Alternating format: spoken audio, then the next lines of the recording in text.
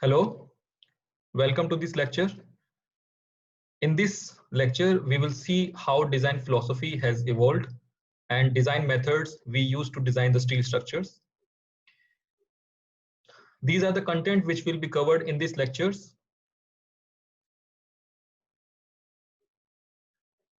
So today we are going to discuss about the design philosophy, which is the basis of structural design.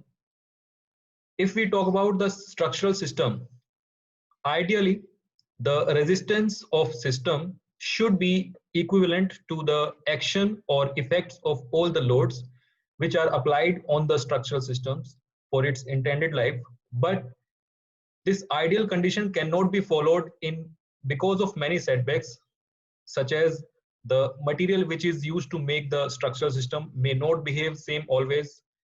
There may be many other difficulty also, such as the amount and magnitude of load which is assessed while designing the system may not be same always. It may change with time, and therefore the resistance of system may not be equivalent to the action of all the loads on the system.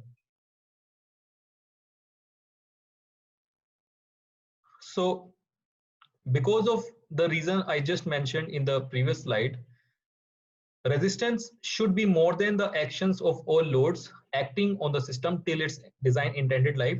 So another aspect uh, another aspect is added in the design philosophy, and that is the safety. Safety is one of the paramount responsibility of the structural designer.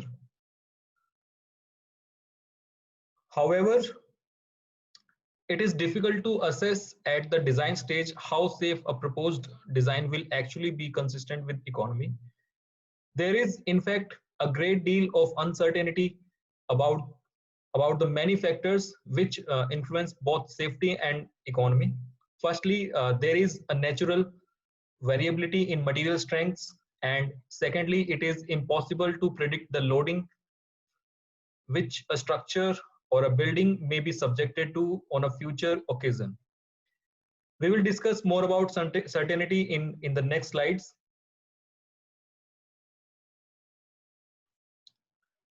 So if we talk about the safety, it can be ensured if we increase the capacity or the resistance of a structure than the demand, or in other words, the action of loads. So the capacity is dependent on the material property and the shape of the structural elements, and the demands here refers to the deformation which is caused due to the action of loads. We will continue this lecture. In the next part, I will be discussing about the traditional method, that is working stress method.